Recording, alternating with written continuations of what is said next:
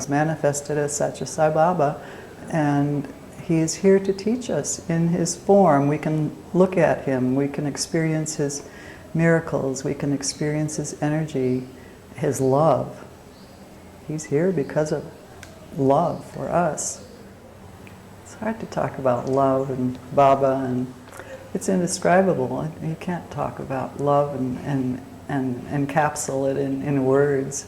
I think when you come here, you can't avoid having some experiences. The whole purpose of life is to find out who you are, and then once you realize that you are a divinity itself, or accept that fact, your life will change. Betty, I gotta believe you've known that for decades. I know who I am, yes. And your last word is to your 10 grandchildren. What would you say to them as they reach the Y in the road to commit or not commit? It's hard. But God is love, and love is God. Can't put it any more succinctly. Can't add to that. Betty Babcock lived a total of 9 years with Sri Satya Sai Baba, 2 in Puttaparthi, India, 7 years inside Sai Baba's ashram. Betty says Sai Baba is everything to her. And now, after a long retreat back to America, Betty returns to Prashanti Nilayam periodically to visit her teacher. Welcome to Souljourns and part 2 of Betty Babcock. This interview was recorded in India in January 2010. At the age of 5 or 6. Betty Babcock, it was January of 2005 Yes. that we last had a conversation that we recorded with the use of this camera. And here it's almost January 2010. You've been away from Baba for quite a few years after having lived here for 8 or 9 years. 9 years. 2 years in the village and 7 years in the ashram. So in our last conversation, we talked about what you learned while you were here. What have you learned now that you've been apart from his physical form for so many years? I've learned that he's always with me wherever I am. Atma is inside of me and everybody. He doesn't leave because you leave his physical presence. He's here. And when I leave, he'll be with me always. I mean, he's in the body. He's in all of us. Let's get a little technical. What do you mean when you say, he is in me? Do you hear his voice audibly? Do you feel his sensation? His energy is in me. Prana. That's been proven by science, that the body is filled with energy. I'm not a scientist, but I read that that's what they say, and I know that it's true. I suspect there are going to be people watching this who are totally new to Baba. And they're going to want to know, but how does he help you being in you, your conscious awareness of his presence with you? And what might your answer be to somebody who's really green in their yearning to know about Baba, and they want to know, how does he help you? Well, I think the help comes first in his form. I don't think that a person would clearly understand at first that he's absolutely in you, and the energy that he is part of you and everybody. Mm-hmm. I think he comes in, well, he has manifested, God has manifested as such a Sai Baba, and he is here to teach us in his form. We can look at him, we can experience his miracles, we can experience his energy, his love. He's here because of love for us. You've been around him now for quite a few years. Does this mean you're fully cooked? Oh, I'm being baked left and right, inside and out. It's always more teachings to learn, to experience, to embrace. And does he teach you through the vehicle of problems, pain, and difficulties, or through the vehicle of revelations, discoveries, and adventure? Well, I look at pain and difficulties as gifts, and he says they're gifts, so I accept that. It's a gift. And but I've been very fortunate. I've been accessing information through the mind that he has given me, and experiences. And I experience his love, and how to describe it. It's a teaching. Day by day, he teaches me through the experiences that I have, that he is ever present. Teach us how he accesses you through the mind. How might he access us through our mind? Keep going. There's a, you want to stop?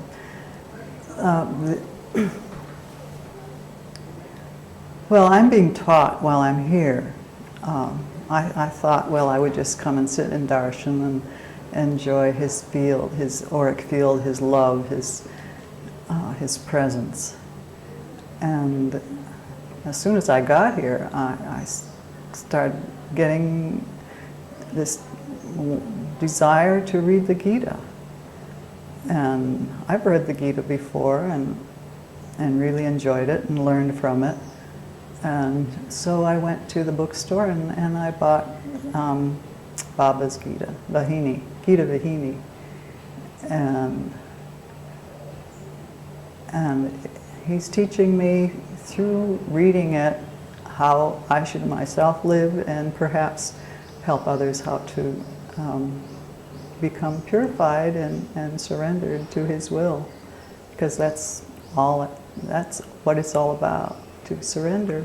And as any of us read a good book and pick it up a second and third time, but it's only on the fourth time some of the passages really strike you. Is that what's going on with the Gita with you right now? It's a review. It's a review. I've read it all before, and now it just has become deeper and deeper into my being, and it's teaching me to really toe and walk the narrow path, and really look at what I'm doing and what I'm saying and how I'm serving him. So I'm examining myself. I was looking at myself yesterday. Baba gave Pad Namaskar to 2 people in our row, and I it was something that, I had never thought of even asking him right there and then. And I had this judgment, well, we're not as good as those across the aisle from us. So that was another judgment I had in my mind. A wrong judgment. Yeah. Why do you suppose we keep coming back to belittling ourselves after spending so much time on this rugged path? It's amazing, isn't it? And here he's given us all, he's told us time and time again that we're all equal. Nobody is better or lower than the other. And we all have the same Atma, the same spirit, and we're all equal. We are not to look at ourselves or others as better or less than us. So you've been around this corner quite a few times. Why do you suppose these thoughts continue to linger in our mind? I guess I need to learn some more. I haven't learned the lesson totally. And also I think he's really guiding me to help others. And I have 10 grandchildren. I need to be able to help them, to talk to them about what it is, why we are here, who we are, who are we really, and how should we walk the path. Do you think it's important to Baba whether or not you use his name in making these lessons manifest to your grandchildren, or does it not matter? It may hinder and it may help. So I think we all need to use our judgment at the moment. I have mentioned Baba's name to my grandchildren, and some accept and some are not ready to even consider that they are in fact God and a part of God. They have the spark of the divine. Pretty big spark, actually. Our entire body is that spark. When coming to India this time, Jody and I were discussing with people the subject of happiness and how naturally that's what most people seem to want, if not all people, for their children, for their grandchildren. I want them to be happy. Doesn't come very easily though, does it? It's not necessarily the route to profound peace and bliss. I think it depends on who the individual is. What is their karma? And why have they come into our particular family? Some children are incredible, and others are struggling to deal with, especially one grandchild, excuse me, is struggling to, walk the narrow path. And it's very difficult when you're a teenager to do that. And but with strong parents and grandmother, we are there to be the guide. And, failing to do that would be a failure on our part, I think even karmically. So that's what I feel I need to do. And he's keeps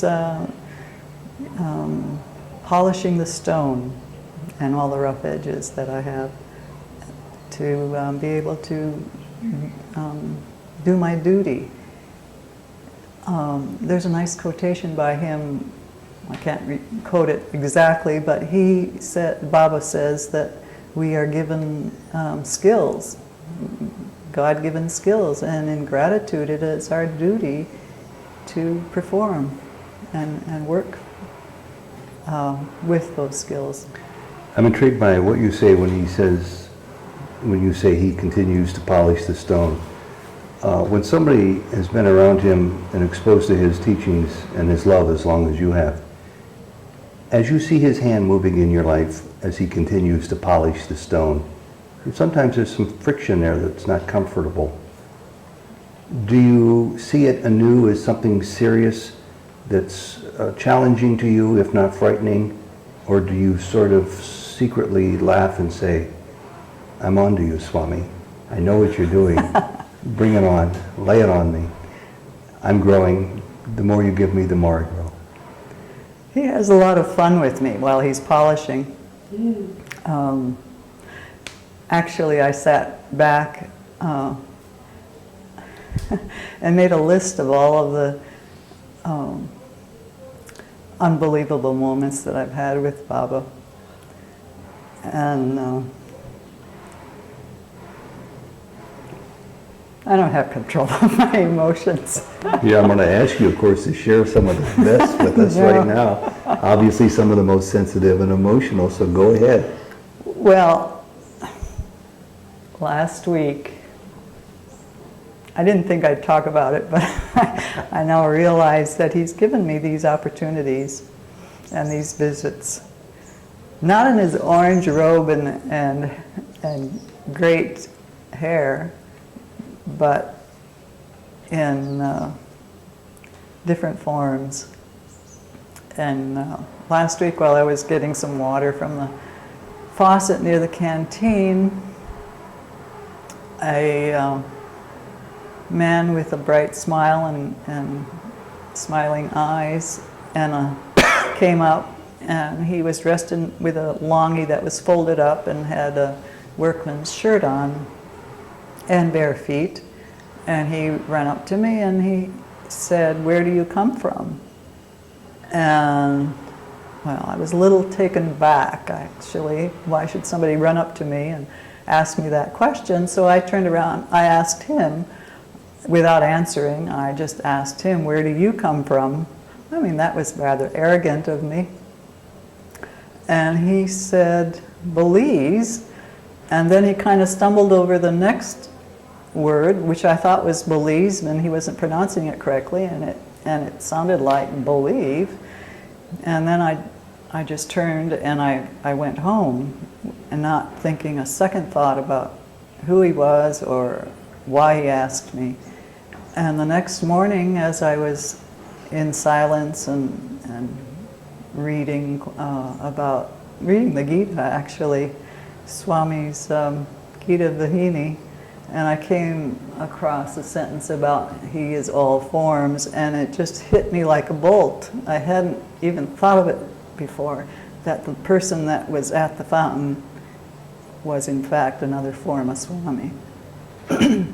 That's quite an experience. And so then I pondered over what he said, and he said the country, I thought he was saying Belize, the country of Belize, and that's kind of preposterous because I don't think that he was from Belize in the clothes he had and bare feet.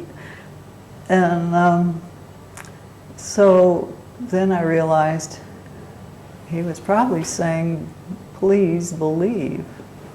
Please believe. Please believe. So he's very humorous with his teachings, but so then I tried to think, well, what is he trying to teach me? And this whole lesson has been, this whole visit has been a lesson, a teaching. Well, let's say you got it exactly right. Would you go ahead? There's one more story. Then I looked at my list that I was making about experiences that I've had, and there was, well, first I better add to that last story. Whenever I was in darshan and when Swami spoke to me, he would always ask me, where do you come from? So that really clinched the story for me and the experience for me, that it was in fact Swami asking me again for the third time, where do you come from? And I'm still not with it enough to say, well, God. From you, Swami. I wish I could have said that. And also, well, this physical body, I could say, lives in Hawaii. And just before we get to the next example, my quick follow-up question is, you are a believer. If you're anything, what do you suppose he meant by please believe? I know. Please believe. I think please believe all the forms that he's come in. I mean, all these experiences that I've had, because I always say, well, there's nothing that I can, you didn't come in your orange robe, you didn't come with your fuzzy hair, and so how can I know for sure? And he keeps telling us to have faith in these experiences. I mean, whatever.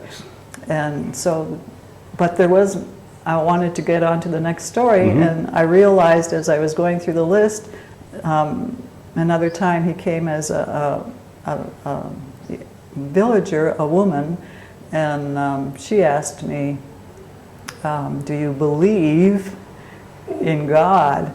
And so I finally made the connection just about an hour ago while I was doing my list. So it's sometimes the case where we're a little slow on the uptake, where we walk away from somebody, but it sinks in eventually. So who knows what I'll find out after examining what he has given me, the experiences that he has given me. Well, this is like taking candy. One more of your top 10 experiences, if you don't mind. Whichever pops into your head first. Oh, I suppose the most, well, there's many. The surprising one and another fun one was my friend and I were coming back from Bangalore. Swami was in Vrindavan and we had gone shopping, and we were riding back in an auto rickshaw, and halfway to Whitefield, the rickshaw broke down, and the driver was trying to fix it. And after waiting for some time in the rickshaw, we finally decided that it wasn't going to get fixed. So we got out and took our bags, and and wondered, where we're going to get a ride. As soon as we stepped out of the rickshaw, a spanking new rickshaw drove up in front of the one that we had been in. Not a speck of dust, and it was obviously never been used before, and no dust. The mats were totally free of any debris. And the driver was quite unusual. He had blue eyes, gray hair, and a spanking, beautiful, tight, nice fitting brown top that the drivers wear. But it was tight fitting and it wasn't loose like the regular drivers. And so we asked him if he would bring us to Whiteville, and he nodded. And we got into the back and settled in and looked at the sign in the back of his seat, and it said, "Say Om Sai Ram." So we asked him if he was a devotee, and he kind of said, and he drove us to Whitefield. And during that trip, he started to tell us about the activities that were going to happen in Whitefield at Brindavan.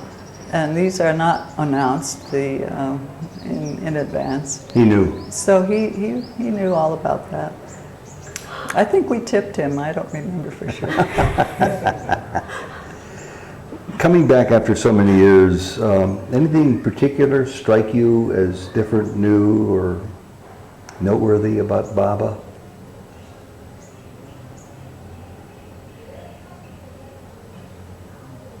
It's the same Baba. He's in a physical body and he is getting older, but I don't feel any different in the energy, difference in his energy and his love. Oh my God, his love is, I'm experiencing his love maybe twofold more than before. Maybe I'm more open. Isn't that notable? That's pretty notable. Twofold more? Oh, it's really very strong. Tell me more about that. It's hard to talk about love and Baba and how to describe his love. It's indescribable. You can't talk about love and encapsulate it in words. It's vast. It's universal. It's for everybody. Even as I talk about it, my head just feels like it's expanding like this. Let me try another route. And maybe the heart is going this way as well. But I'm experiencing the energy right here.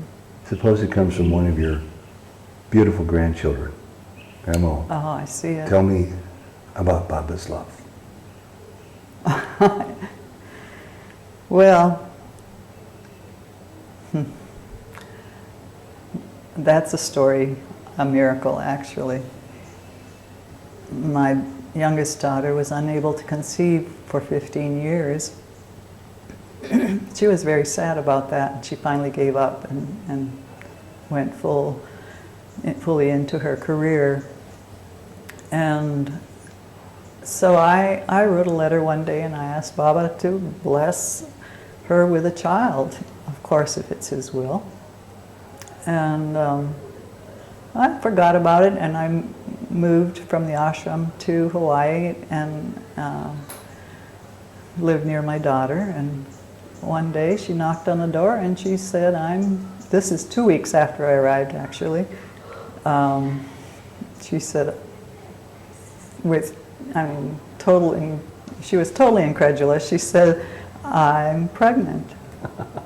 And so we now have an incredible young grandson. You didn't by chance tell her what you had prayed for, did you? Oh yes, absolutely. I said that's a gift from Baba. So he can make the impossible possible. Absolutely. Jody wants to know, you mentioned about your revelations that come to you. What's the vehicle through which they come? Dreams? Is it a voice you hear, or a vision, or a momentary thought? Revelations. Oh, revelations is a big word. How about reveals himself to you? Reveals. Oh, I think it comes. He's in my thoughts. I think the thoughts.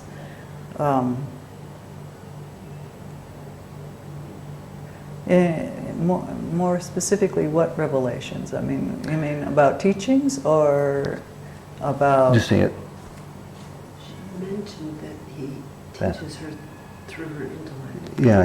Well, I see. He teaches you through your intellect, is what you said. Oh, my limited intellect. Oh, well, yeah. If I need an answer to a question, he'll teach me either through some book that I'm reading or something that I can reason out. Mm-hmm. So, that's Let me how throw it you works. Are there any, an off-the-wall question that you're not prepared for in any way. See how you process this. When's the last time Sai Baba has disappointed you? disappointed me? Oh, he can't disappoint me. Even when you're tired, hungry, when I'm tired, hot, hungry, sick, and frustrated, I and then the problems really start. I don't look at life in that way at all. What happens when all those things happen? How do you process it? Well, the amazing thing is, I have had an incredible life. I mean, I've been blessed. I look at life as, there was an incident where I didn't blame this on Baba, but it happened. I was careless with my purse when I was helping my grandson move to his apartment to go to the university, and I left my purse in the moving van, and it was taken. And I remember, it was just like, somebody grabbed my heart, because it's a big hassle to replace your driver's license and the one credit card that was in there.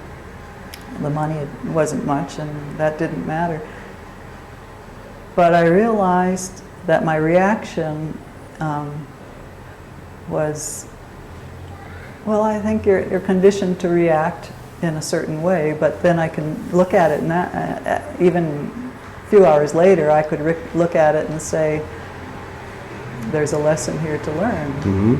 And, I was carried away with moving the furniture into the apartment and rearranging it, which is something I really like to do, and not taking care of the important things that were important to me at the time, which was to have my purse in a safe place. And, so we always have to, stay without emotion, being carried away with emotion. We need to take care of what's important first, and then what comes second. You just mentioned a minute ago that you've had an incredible life, and I think anybody hearing that wants to know more. Were you spiritually inclined as a child? Has this evolved over time? Well, I think we mentioned before in the last interview that I was born into a very spiritual family in the northern part of Michigan, so that I was not going to get into too much trouble. You mean rigid religious or Very openly rigid. spiritual? Well, I look at it now, I think they were very spiritual. The religion was conservative Lutheran, and there was no smoking, dancing, singing popular songs. And Ultra-conservative very Lutheran. conservative, yes. And my father believed in faith healing. And in fact, my mother died because, well, it was meant to be, but they did not go to allopathic doctor to be cured of tuberculosis. So, Wow. but that was all meant to be, and it was that I was only about 1.5 at the time. Mm-hmm. And the thing I don't remember my mother, but I remember a huge bright light sun. It was a brilliant sun in the corner of my bedroom, and that has stayed with me. And could that have been... At when I was, maybe between 1.5 and 2. And that sounds like it's a phenomenon that couldn't have been naturally produced. No, no way. So you're right, from a very early age. So, that was something that has stayed with me, that light. And so, I don't know, I towed the mark and I became a good Lutheran, and I didn't go to the prom. And, I had good friends, and that was important, I think. There was no way that I could have wandered into any bad habits. We live in a different world today. Many people don't have the benefit of such an upbringing. If anybody just happens by chance to come across this discussion and they've come up in a very different lifestyle, where none of what you had was available to them, where do they begin? Well, there's many ways to do it, and of course they should read Swami's books and the devotees' books and their experiences of Baba. They should certainly choose good friends, or seek out Sai centers, or whatever their inclination is, but to find their truth through whomever. How much of a value might it be for a real newcomer to get on an airplane and come here with probably a lot of expectations that may or may not be realistically met? Whatever should happen will happen. I think when you come here, you can't avoid having some experience of Swami. And Swami brings you here. If you have the yearning at all, just listen to that yearning and come. And for those people who have an earnest interest in moving forward spiritually, but so far the books aren't doing it, the coming to Prashanti isn't doing it, I think these are all put in people's paths by Swami for a purpose too. What's your notion of how you might encourage people to just cling to faith and stick with the program, even though revelation comes slowly to them? I think you just have to go with what your conscience is telling you. I mean, the conscience, of course, is the inner voice, and it's God speaking. And we do have discernment. We know what's right. We know what's wrong. So we need to sharpen the our choices. And if you have the will to do that, and you ask your guru or God, Swami, to help you, that help will come. It's difficult to do alone. You need to have a teacher, and I certainly would recommend Swami. And you don't mean him as a personal teacher who's going to come to your door and tell you the lessons each day, but as a teacher within, which is a concept that's hard for a lot of people in the West especially to turn to. I mean, I know they're familiar with talking to Jesus on the inside of their heart, whatever that might mean to them, but is that how you mean to approach Baba also as a in whatever teacher? way is appropriate for you. Some people need to be devotional and just do rituals or chanting or mantras, and that gets them to where they need to go. Others need to read. For me, I was more inclined to read and find out about Baba and then learn from that. And aside from sharing these nuggets with your 10 grandchildren, what else do you plan to do when you grow up? When I grow up, oh, I'm hoping to grow up someday. Well, I'm feeling inclined now. I'm being reminded, actually, the thing that struck me most was use your skills. It's your duty to God, to be in gratitude, to stay with what skills you've been given. Don't be bashful. What are your skills? Well, I'm really, I like to work with people, and I like to talk about spirituality. So are you using these skills? Right now. Right now? Right now you are.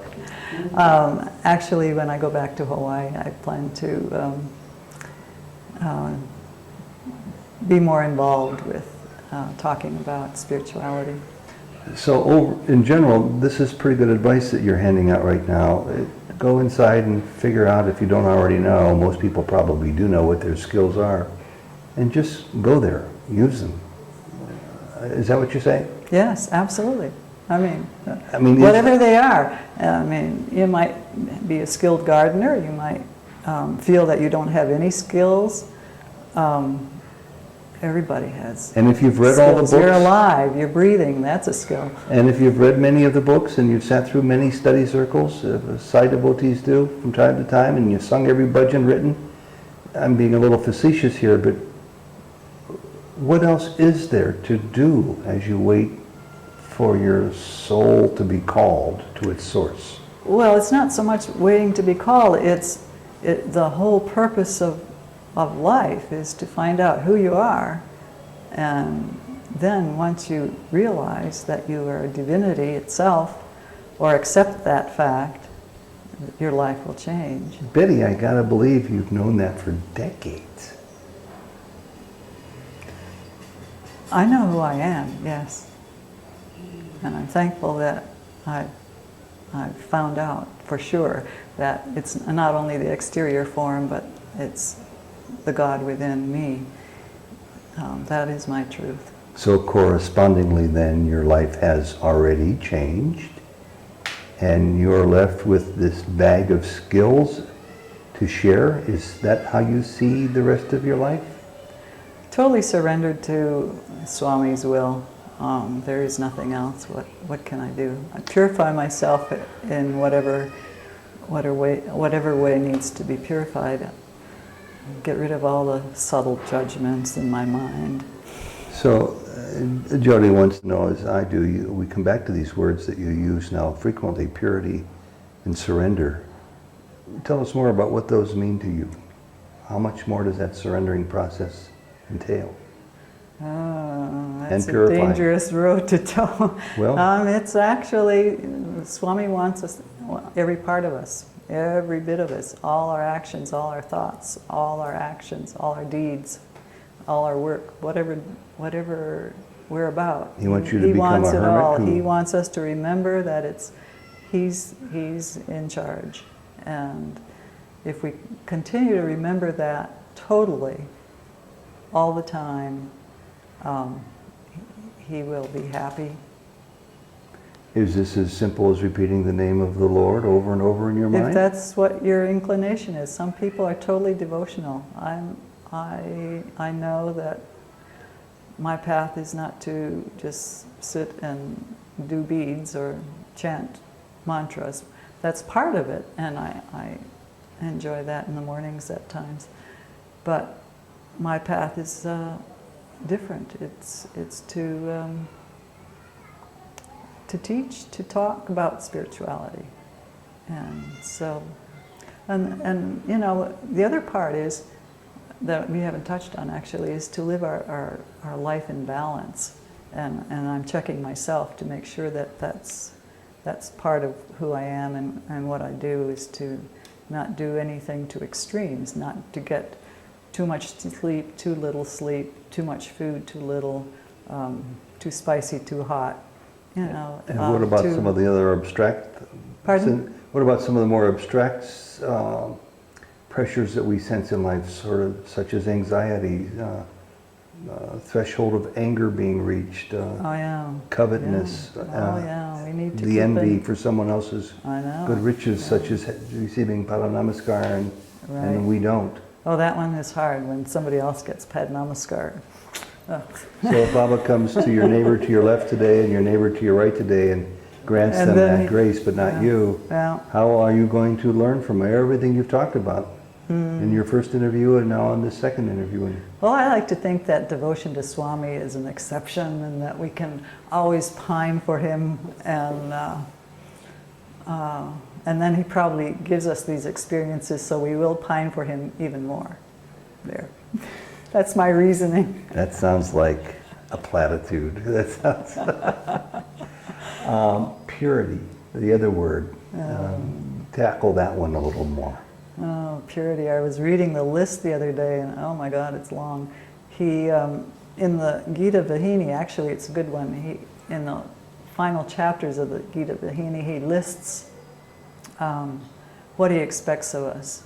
And it's humility, it's control of the senses, it's fearlessness, it's compassion, non-judgment. The list goes on and on. Don't I could most get the of us- book and read it.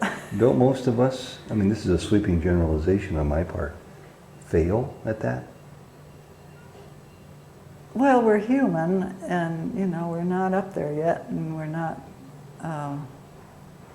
So, yeah, I think we fail all the time. But when we fail, we can also realize that we failed and say, okay, let's start again. And walk the narrow path the next day, on and on.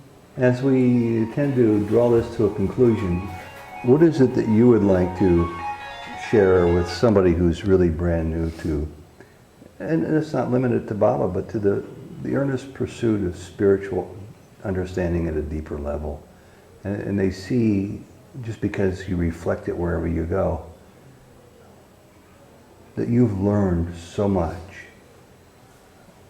What can you say to them that would give them hope that there's a limitless road to pursue when it comes to the grace and gifts that Baba, that the Creator Oneness has to give you? I can't add to that, you've already said it. Yes, you can. I'm thinking of people who have doubts. I'm thinking of people who are by nature cynical or skeptical or filled with rage. People who come into this world depressed, and yet they still have triggered in them an urge to go deeper into their spiritual awakening.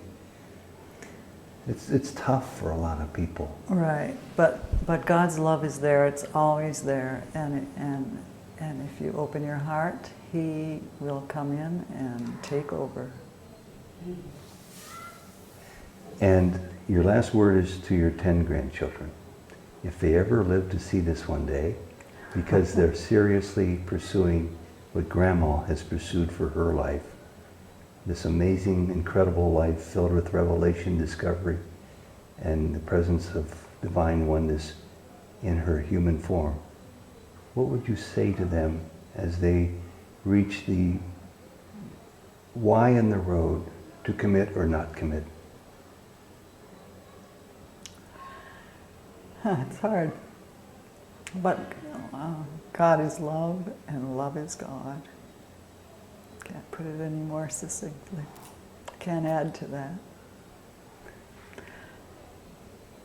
Betty, thank you very much. We'll see you in another couple of years. Sai Ram. Sai Ram.